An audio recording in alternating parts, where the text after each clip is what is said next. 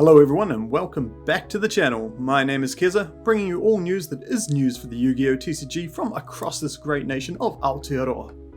So Season 1 of Regionals happened in New Zealand this weekend, and it was most definitely a weekend of two halves, a Saturday and a Sunday.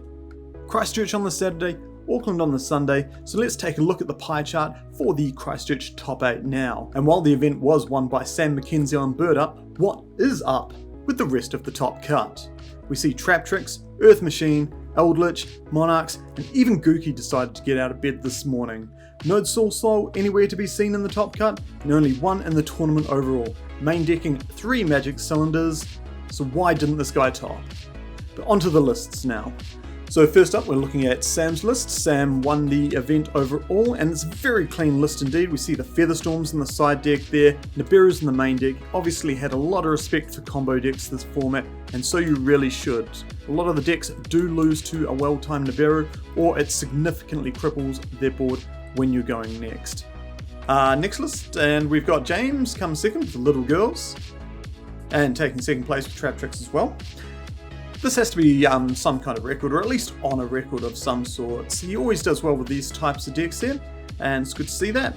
We see Lord of the Heavenly Prison in the main deck to protect those all-important back rows that the deck relies on to win, as well as DPE. The card is absolutely disgusting in a deck like this. You're just trading resources each turn, protecting your traps, and you're just really grinding it out there.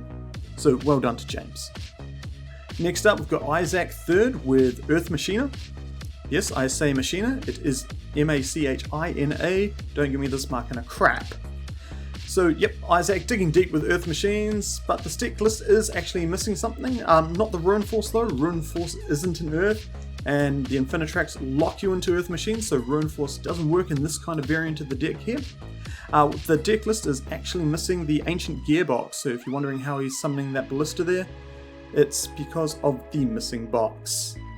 So Isaac and James's Trap Girl deck both have something in common then. They're both missing a box. Moving on! Next up we've got Thomas Bailey on Gouki here. Nothing particularly interesting. Strategy we've seen like so many years ago and still around there. Gouki engine still really good at pumping out link monsters there. He's got plan B there with the Dragoon there, so yep, skilled pilot with the road deck is always going to do well in a tournament like this. So well done, Thomas. Next up we're on to the dark horse of the tournament, Keelan, taking 5th place with Monarchs. Utilising the Floowandereeze spells to tribute more of his opponent's monsters there, because we see the Monarch Storm Forth, couple that with that Floowandereeze spell there, it's just going to be stealing everything off your field there. But yet the strategy really hasn't changed that much. Still summon Ether on your opponent's turn, tribute their monsters off, lock your opponent out of special summons with the field spell of Domain and Vanity's Rule there. Somewhere in the world, Lithium and slumped in the chair in ecstasy. 6th place is Liam with Cyburst Eldlich here. The deck can do so much with just one Cyburst gadget, just pumping up the link summons, and if they do get stopped, you just set 4 traps and pass, and try again next turn there. It's a fun strategy so well done to Liam there for defying expectations and not completely shitting the bed.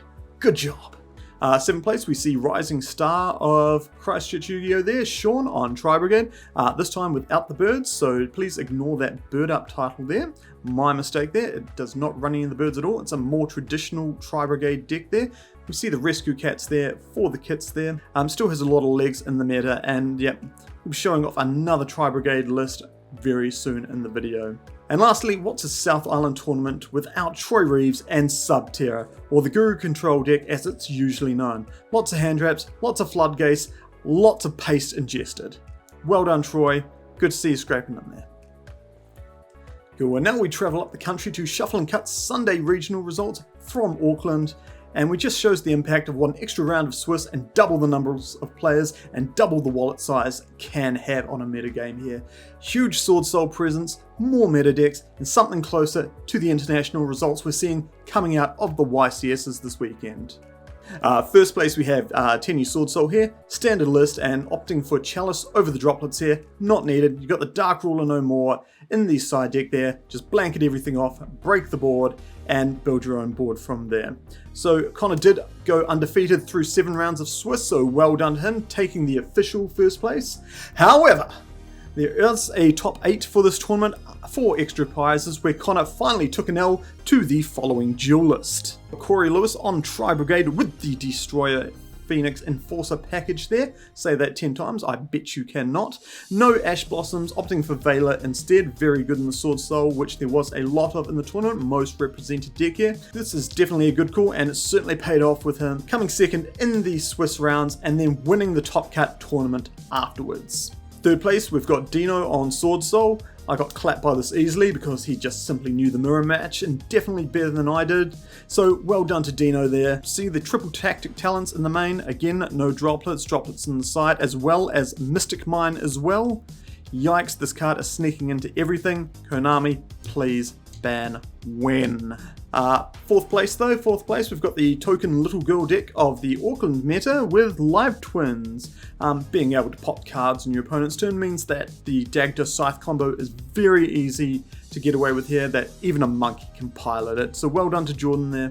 Speaking of monkeys, however, fifth place we've got Ash on Invoked Dogmatika, still with Alistair in 2022, but he has a new hat, the DPE package. Meltdown does heaps to protect your Fusion Destiny, to resolve, Invocation, blah blah blah. On to the next list. Boom! Sixth place here, we've got Drytron. Definitely not a dead deck, but if you're not citing Drolls or anything, you most certainly will be dead. Threat of this deck is still real. Skill Pilot will do well with this, as we mentioned before. And included in this month's list of resurrections, we have G-Man on Dragon Link. Braving a 7 AM flight after playing the Christchurch Regional, barely missing the top cut there. G-Man avoided both COVID and hangovers to make the flight to Auckland to play in this event. Couple of odd choices that I'm not too sure on, it wouldn't be how I play it. One Absorata Dragon, triple Knock Division, and only 2 Seafoot Dragons, and we've seen in a lot of like replays online that Seafoot Dragon is like absolutely paramount. You need to hit that so you can go off with Legionnaire at least twice, mill the Legionnaire off your Pega ruler there, bring it back, drop it, link it off, bring it back again. Fantastic. But he rose to the occasion and the flight, so well done to him indeed. And lastly we have Chris with Floowandereeze. Hugely unprepared deck for this meta, hugely unprepared indeed. I don't think we've seen this deck like achieve any real status in New Zealand since the old droplet gate of the Sushi Night tournament last season there, and it seems to be a going second build as well. We've got to see the main deck evenly matches there. We know Swordsoul only puts out 1 Omni Negate usually, so a quick bait of the, what is that, the Baron there? Quick bait of the Baron there, and then you can blow out the field completely, summon your Rabina and Elgin in peace, set up your board, and then they've got to answer all of that there. But yeah, well done to Chris for making top 8 with an unprepared deck. I believe the only one in the tournament as well. And look at that indeed. We've got a little bit of time there, so let's get into that 9th place deck profile from a very handsome yours truly, and